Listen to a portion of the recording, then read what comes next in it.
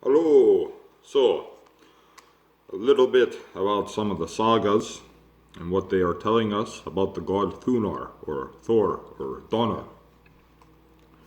So, from Thor and Loki and Jotunheim saga, I'll read a little bit. Once an ice age drew over the lands, destroying crops and killing men and beasts. Thor, accompanied by Loki, set out to remonstrate with the giant Rasavrug, who took the form of a giant eagle and fanned freezing winds over Midgard. They had, of course, to take an roundabout route, because Thor's chariot cannot cross the Bifrost Bridge that connects the world of gods and man. Its lightnings would set the bridge afire. So they crossed the river Ifing, which means doubt, the river of doubt, which marks the boundary between men and gods. So, what is this telling us? Thor, as we know, is the god of electromagnetic force, the god of lightning and thunder, and the god of life energy. Now, the bridge, Bifrost Bridge, or Bifrost Bridge, however you prefer to pronounce it, is connected to humans. Now, it is a subtle connection. So when you're meditating and things like that, that is when you can connect through the bridge of Bifrost or Bifrost. Then you can connect with the gods.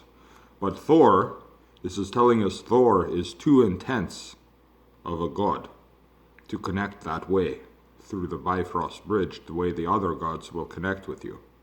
So to connect with Thor, you have to do energy work, because Thor will come in through energy work, because he is the Lord, he is the god of energy, of life energy when you're doing energy work.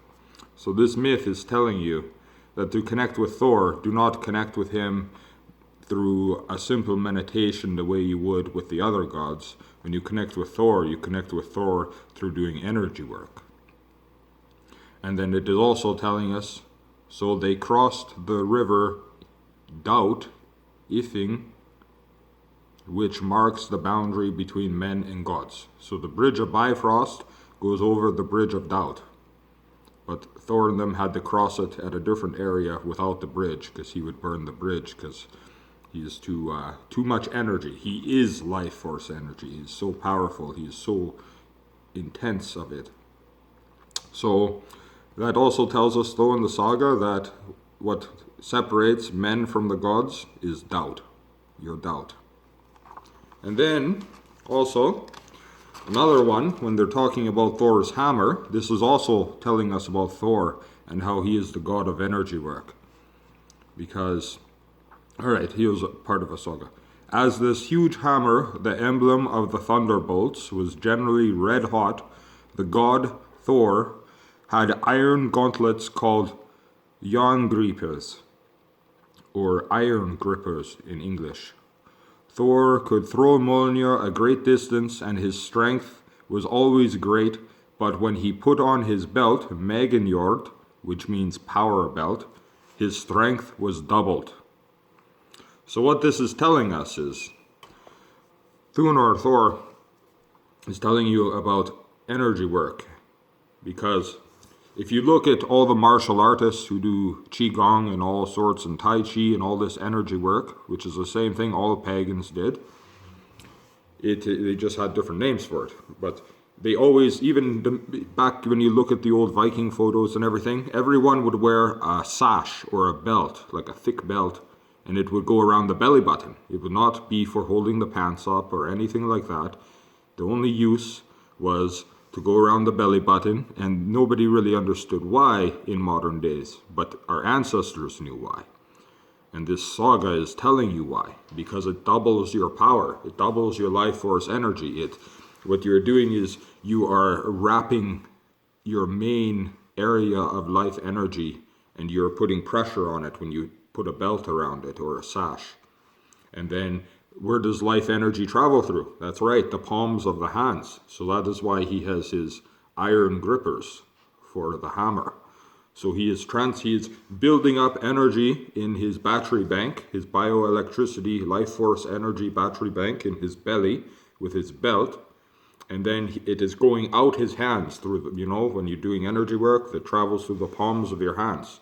So this energy is going out his hands. That is why he has to wear the gloves. It is symbolizing that then energy travels out your hands.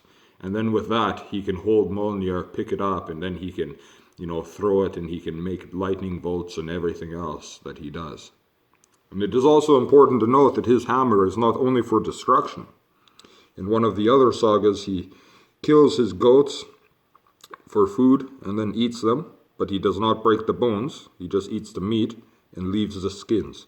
And then with his hammer, and he puts the bones back in the skins, he can smack the skins with his hammer, and his 2 goats come back to life. And that is also showing you that his life energy creates life. He gives life. Thunar, Thor, gives life to us. He gives us life energy. He kills his goats, he eats them, and then the very next morning he gives them smacks with his hammer, and he is giving them life energy, and they come back to life. So that is how we know Thunar is the god of life energy and the god for energy work. Tschüss.